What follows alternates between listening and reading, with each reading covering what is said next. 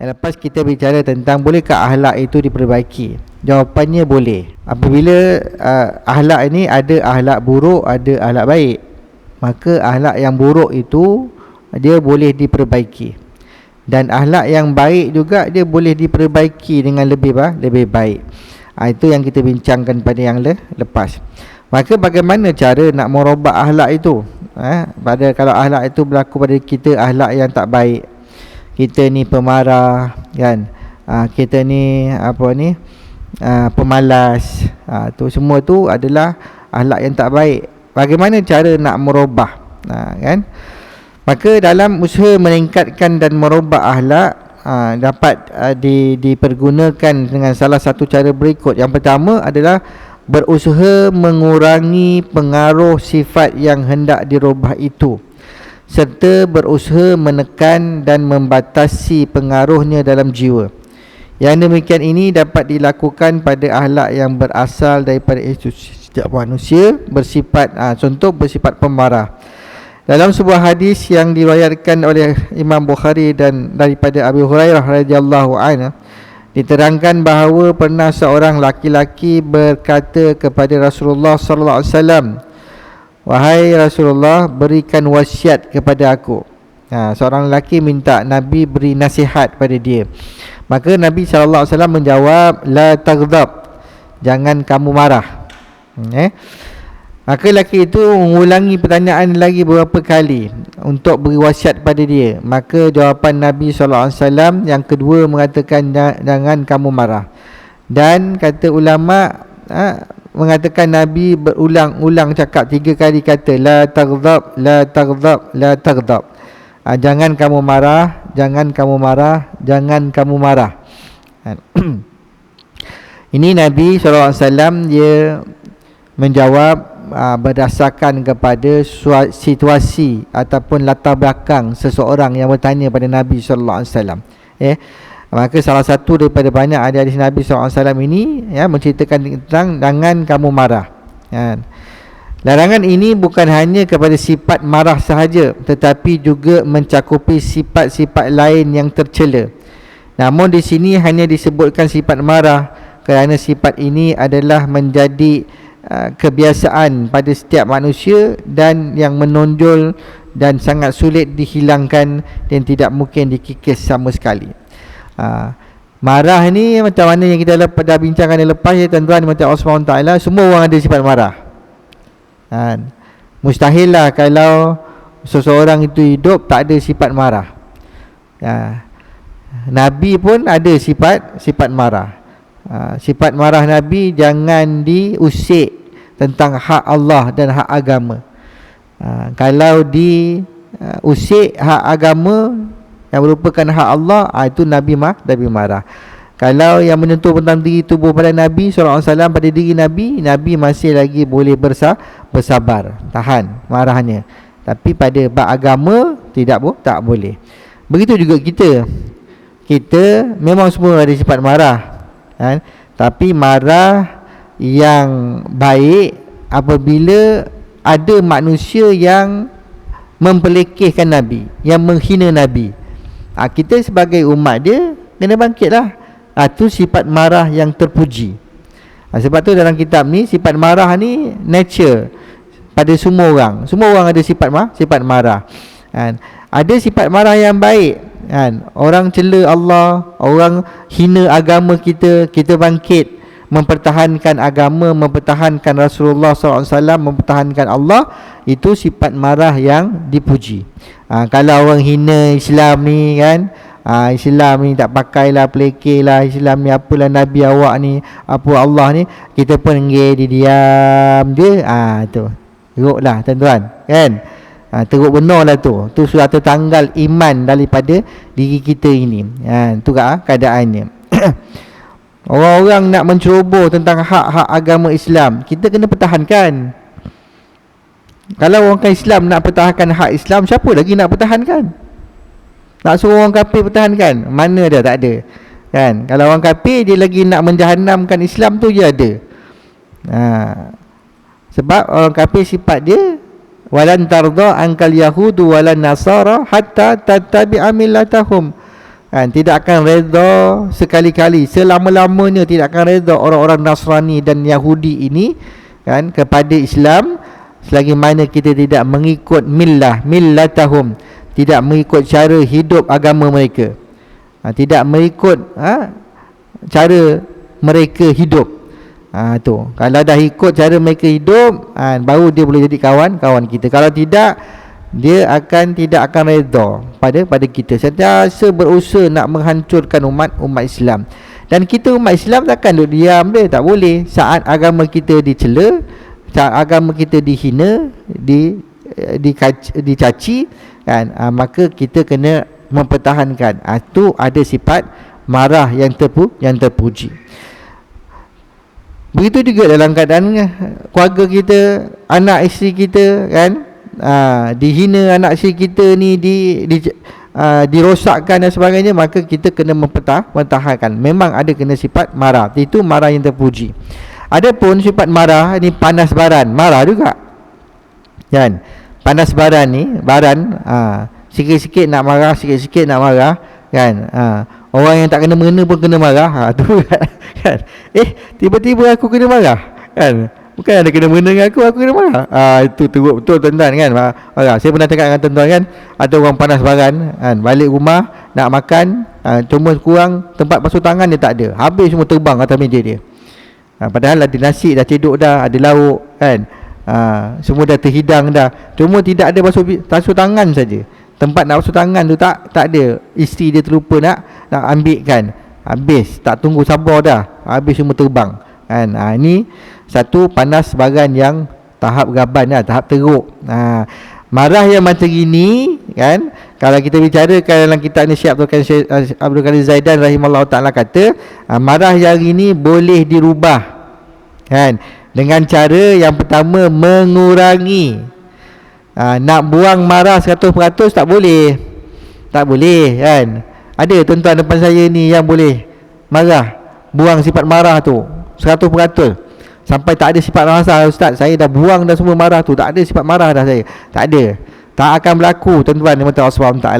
Maka salah satu cara merubah sifat yang tercela itu adalah mengurangi, mengimbang sifat marah itu. Kita boleh mengurangi sifat marah tersebut. Ini yang dikatakan yang dituntut dalam merubah sifat marah itu bukannya menghapuskannya sama sekali.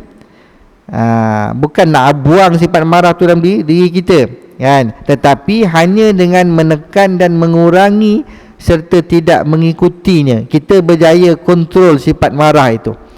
Sifat imarah ni memang daripada hawa nafsu, tapi kita berjaya kontrol marah kita itu marah. Ni marah ni, tengah marah ni, sabar. Contoh itu kita boleh kontrol marah kita. Itu nama dia adalah salah satu jalan untuk mengurangi sifat marah itu.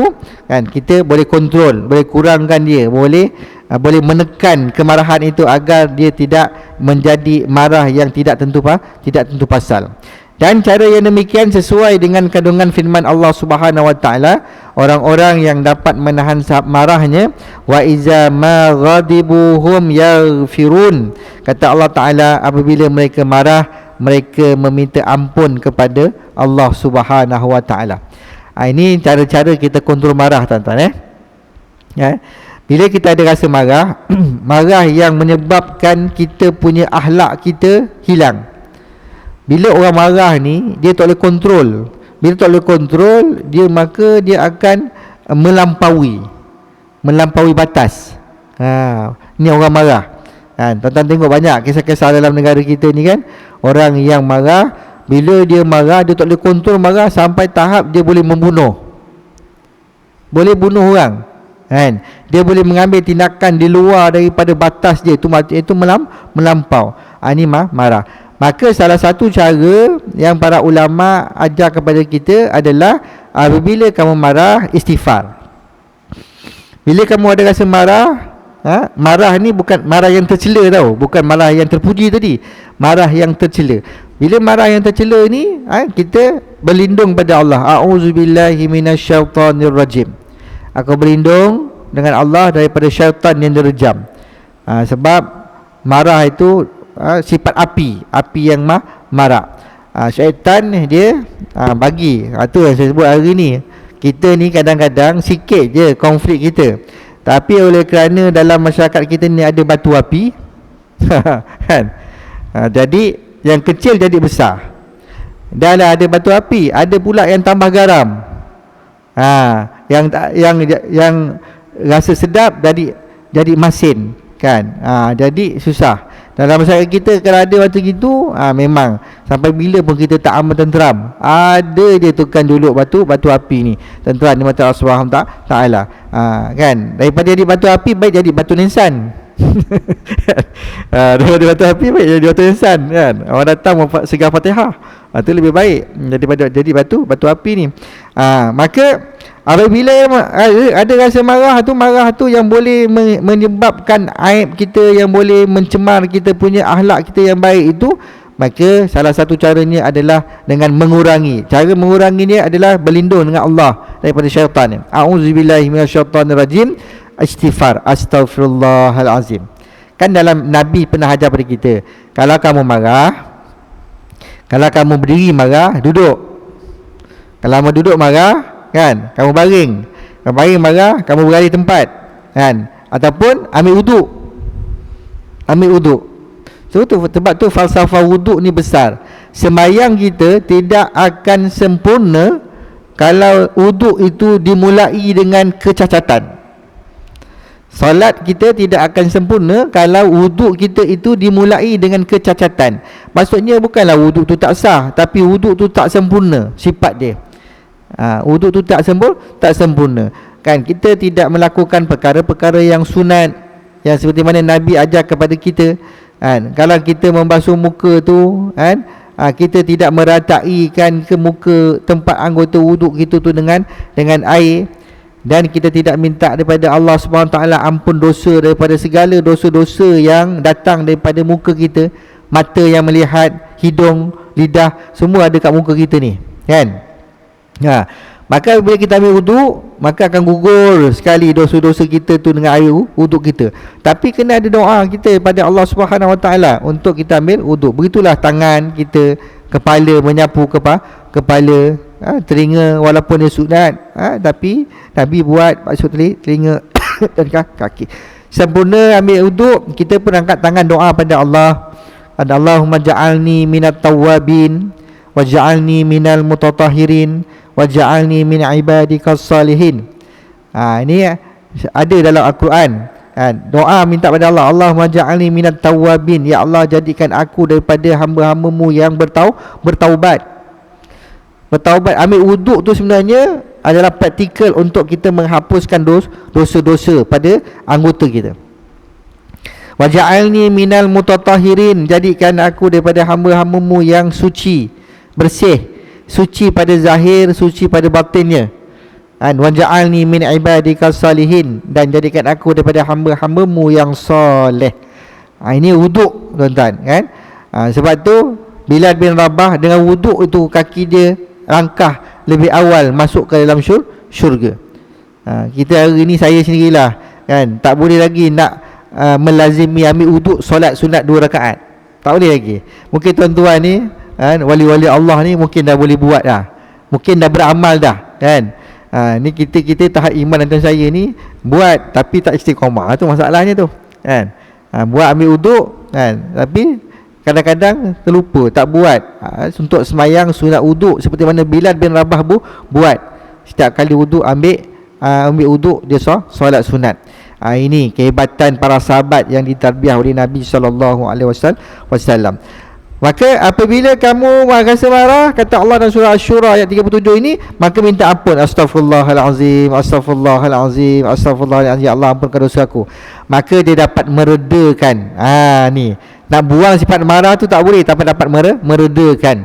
Tuan-tuan semayang, berzikir, tuan-tuan berdoa, tuan-tuan baca Quran, tuan-tuan berselawat. Amalan-amalan ini kalau kita ada sifat pemarah, dia dapat meredakan sifat marah kita itu kan. Tidaklah marah kita ni marah yang tidak tentu pasal, marah yang tidak ketentuan kan. Sikit-sikit nak marah, tak ada.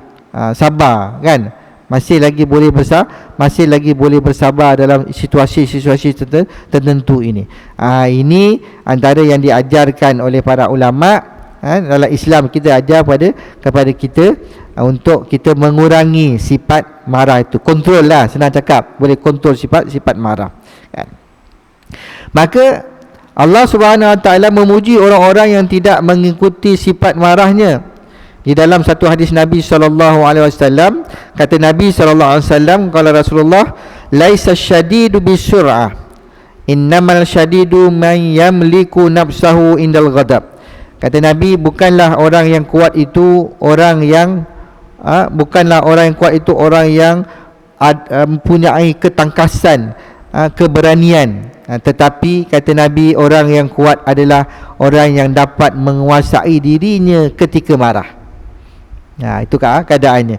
Maka kalau kita boleh mengawal sifat-sifat marah ini dengan amalan-amalan kita, dengan banyak istighfar dan sebagainya, maka itulah sebenarnya kata Nabi SAW, orang yang kuat adalah orang yang dapat menguasai dirinya ketika dia marah. Ini tuan-tuan yang mati Allah Subhanahu Wa Taala. Ini kadang-kadang nak ambil duit dekat bank pun, kad bank tak keluar pun dia tendangnya peti duit kat bank tu. Allahu akbar kan. Kita tengok, nampak tak dia punya akhlak dia? Tu. Padahal tak ada kena-mena dengan siapa tu pun. Dia cocok duit tu kan. Salah tekan nombor 3 kali tengah telan kan. Dia tendangnya mesin ATM tu. Kalau mesin ATM tu boleh menjerit, aduh kata dia. Kalau dia boleh menjerit kan. Tapi tak, yang sakit siapa? Sakit kaki kita lah. Siapa suruh kaki kita tendang besi tu? Tu kan bodoh nama dia tu kan. Dia marah. Nampak situ pun marah tuan-tuan kan. Nak ambil anak sekolah tengah hari, ambil anak sekolah kan. Ratu ambil anak lambat keluar, pun dia marah kan. Marah anak tu kenapa lambat keluar. Ini sifat-sifat marah yang sebenarnya boleh kontrol, boleh kita jaga insya-Allah. Baik, yang kedua, jalan yang kedua adalah, kita habiskan yang dua tajuk ni tuan-tuan insya-Allah. Jalan yang kedua ialah membersihkan dan menghilangkan sifat-sifat yang keji serta mengarahkannya kepada sifat-sifat yang diredai oleh agama. Seperti sifat berani akan lebih berguna apabila digunakan untuk melawan musuh, untuk mencapai populariti, daripada untuk mencapai populariti. Sifat pemarah akan melahirkan sifat ingin dibanggakan dan ingin dipuji. Maka akhlak-akhlak yang demikian pada mulanya dia terpuji, tetapi pada akhirnya dia merubah menjadi sifat yang tercela. Ada sifat yang baik, tapi dia kalau over, dia menjadi akhlak yang keji, tidak baik. Maka sebab itu jalan yang kedua adalah kita membersihkan dan menghilangkan sifat-sifat yang keji yang boleh merosakkan sifat-sifat yang baik. Ada tuan-tuan mata Allah Subhanahu Wa Taala, kita tolong orang, bagus dah, akhlak yang baik. Wa ta'awanu 'alal birri wat taqwa. Kita tolong orang tu, bantulah kamu dalam perkara kebaikan dan takwa. Wala ta'awanu 'alal birri ismi wal udwan. Dan jangan kamu bertolong menolong dalam perkara-perkara dosa dan permusuhan. Maka kita tolong orang tu baik dah. Baik. Tapi akan datang nanti sifat-sifat tercela. Sifat-sifat tercela ni, tolong orang ada udang di sebalik mi. Tolong orang dengan tujuan orang nampak kita baik. Ini sifat-sifat tercela yang ada dalam diri kita ni, yang merosakkan sifat-sifat yang baik itu. Maka kita kena bersihkan sifat-sifat ini. Sebab itu dalam Islam kita ada 3 rangkaian ilmu tu kan. Ilmu makrifat, ilmu hakikat, dan ilmu syariat. Ilmu syariat, ilmu hakikat, ilmu ketuhanan, dan ilmu berkaitan dengan akhlak. Ilmu berkaitan dengan akhlak kena ada. Kalau tak ada benda tiga-tiga tu kita tak belajar, maka kita akan rosak lah. Kita tolong orang tu bagus, tapi kita tak tahu musuh yang datang sifat-sifat mazmumah kan, ilmu hakikat tu, ilmu makrifat tu, ilmu mengenal Allah SWT, ilmu hakikat tu yang akan merosakkan kita punya amal. Itu penyakit hati kan. Kalau mata memandang, asyiklah tengok buruk orang, yang buruk orang dia nampak kan. Tu mata lalat. Asyik tengok buruk je, padahal mata kita ni Allah ciptakan ni penuh nikmat tuan-tuan, mata Allah SWT. Janganlah ada di kalangan kita sifat-sifat begitu. Bila sifat-sifat begitulah yang merosakkan kita punya akhlak kita kan. Sifat-sifat yang merosakkan akhlak kita. Allah bagi kita nikmat mata, tapi mata kita melihat mengurat orang-orang perempuan, pantang nampak dahi licin kan, nampak cantik je, mulalah kita kan tengok dekat handphone, tengok dekat TV, tengok kat skrin, semua benda-benda yang merosakkan kita punya amal ibadah kita. Berpunca daripada mana? Punca daripada mata. Ini semua akhlak yang tak baik, tapi kita boleh bersihkan itulah dengan sifat-sifat yang sifat-sifat terpuji. Bila kita belajar ilmu hakikat, ilmu tasawuf ni, ni yang kita bicara sekarang ni, akhlak ni sebahagian yang dimasukkan oleh Syekh Abdul Qadir Zaidan rahimahullah ta'ala dalam kitab ini kan, membicarakan tentang usul dakwah. Maka dakwah tu satu konsep yang besar, dia diasasi oleh sistem akhlak, sistem akhlak yang baik. Maka sistem akhlak itulah yang mendorong manusia itu menerima dakwah Nabi SAW kan. Kecantikan dan keindahan serta ketinggian akhlak Nabi SAW itu yang menyebabkan ramai orang yang terpikat dengan Islam kan. Hari ini cuba tengok masyarakat kita kan, orang Islam tak hormat dekat kita, orang bukan Islam tak hormat dekat kita, sebab kita banyak akhlak yang tak baik, banyak akhlak yang buruk yang kita tunjukkan pada orang kan. Kadang-kadang media ni pun satu juga tuan-tuan. Asal rasuah orang Melayu Islam, asal orang Melayu Islam rasuah kat media. Yang bermain dekat ni kita punya maya ni pun begitu juga. Bila asal rasuah dalam sejarah negara kita ni, semua orang Melayu Islam, semua orang Melayu Islam. Macamlah orang yang bukan Islam tu tak ada rasuah, contoh begitu kan. Jadi bila macam itu, dia mendatangkan imej yang tidak baik pada Islam. Sama ada benar tak benar dia buat, itu dia dengan Allah SWT. Tapi kalau betul berlaku, dia menjadi imej yang tak baik kepada orang bukan Islam kepada Islam. Dia akan tengok Islam ni teruk, Islam ni akhlak tak baik, Islam ni pemalas, Islam ni kuat songlap duit orang kan. Orang Islam ni acap menipu, asal menipu orang Islam, asal orang Islam menipu. Orang akan nampak macam tu.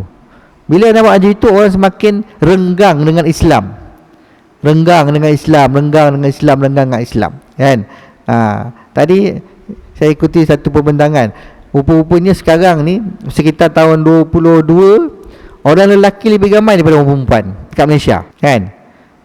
Tapi orang perempuan lebih ramai tak kahwin. Tu kata dia orang lelaki kena kahwin. Nak kahwin macam mana, orang lelaki pun tak ramai.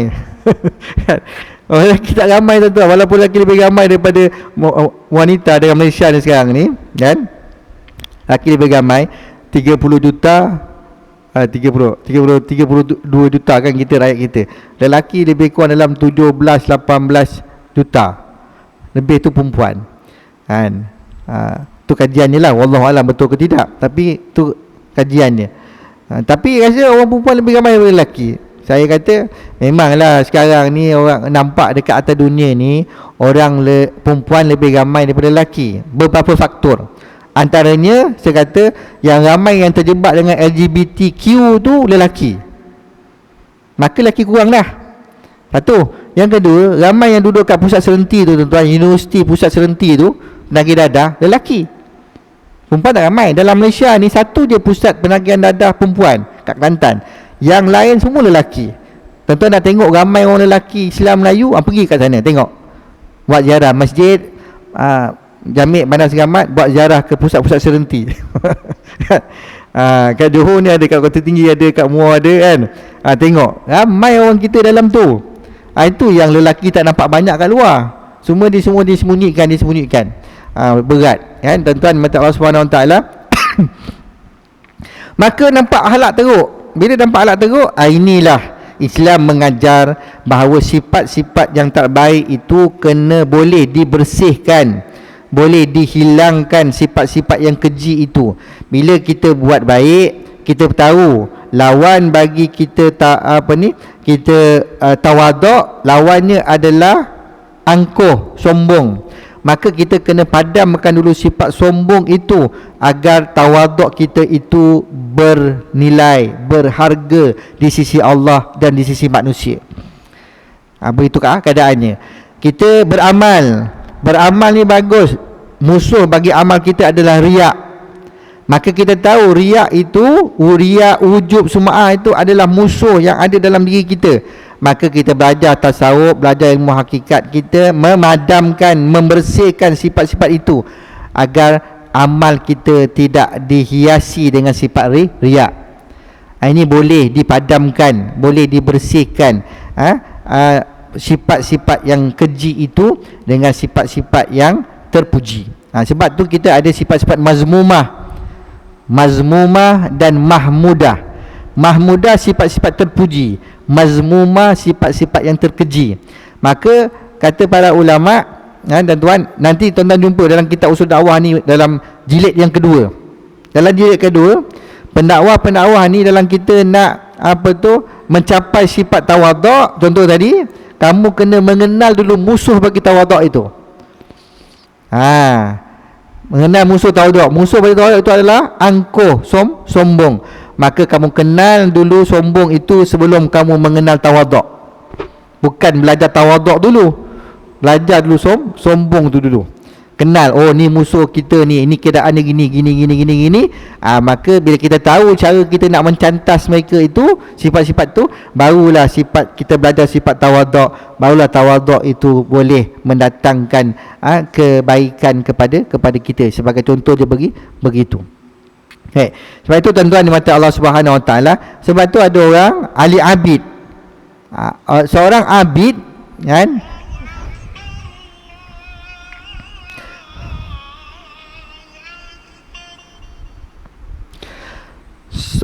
seorang abid dengan seorang alim.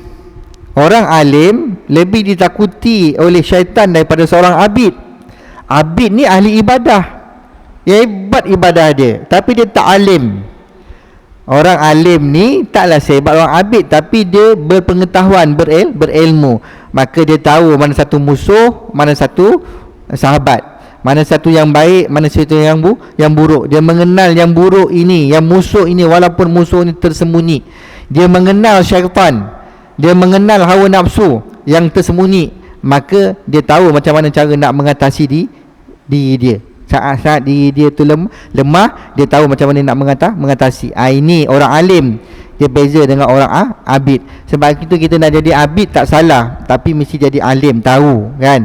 Sebab tu saya pernah sebut dengan tuan-tuan sebagai takhir tuan-tuan pada malam ni kan. Semayang tu, ramai orang semayang tu suka semayang sekarang, bagus, datang ramai semayang, bagus. Tapi tak ramai daripada orang yang datang semayang tu orang yang alim, iaitu orang yang berilmu. Dia tahu peranan dia semayang adalah menyusun saf, merapatkan saf. Dia tahu dalam keadaan semayang berjemaah, rapat-rapat saf, dia tak boleh ganggu jiran dia sebelah dengan suara yang kuat. Dia tahu duduk dalam keadaan berjemaah, dia tak boleh menggerakkan anggota badan dia sehingga mengganggu orang sebelah tidak selesa. Itu alim.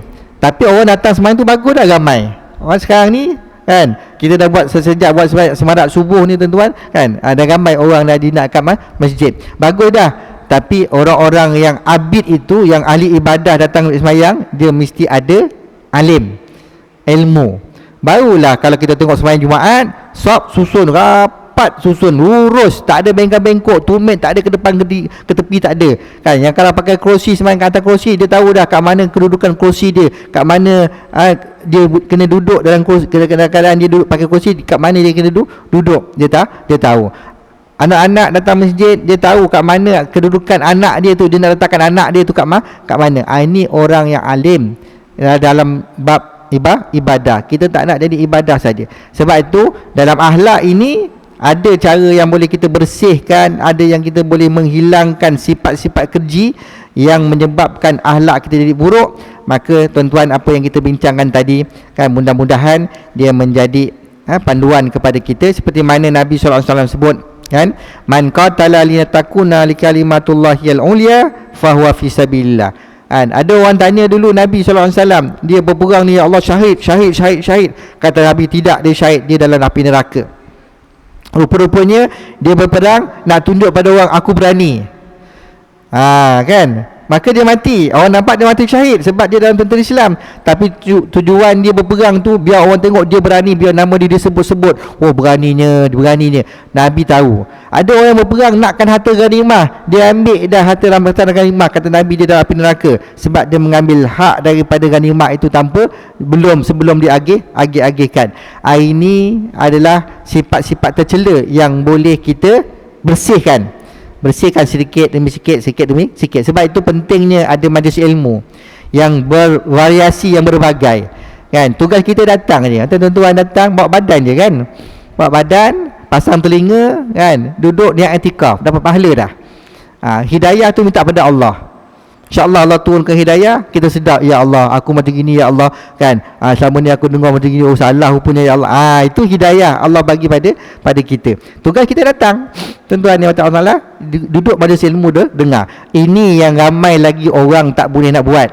Datang semayang ramai, nak duduk dengar majlis ilmu dalam 30 minit, 35 minit tu kan, panas punggung dia. Yang ini perlu dijinakkan, dalaman hati dia tu kena jinakkan dulu, baru dia boleh duduk dengar majlis ilmu, boleh duduk kuliah subuh boleh dengar, kuliah duha boleh dengar, kuliah maghrib boleh dengar, kuliah isyak boleh dengar lagi datang. Tentu begitu. Wallahu a'lam bishawab. Kita jumpa lagi pada akan datang tentang Allah SWT yang baik daripada Allah, yang lemah daripada kelemahan diri saya sendiri. Taqabbalallahu minkum. Assalamualaikum warahmatullahi wabarakatuh.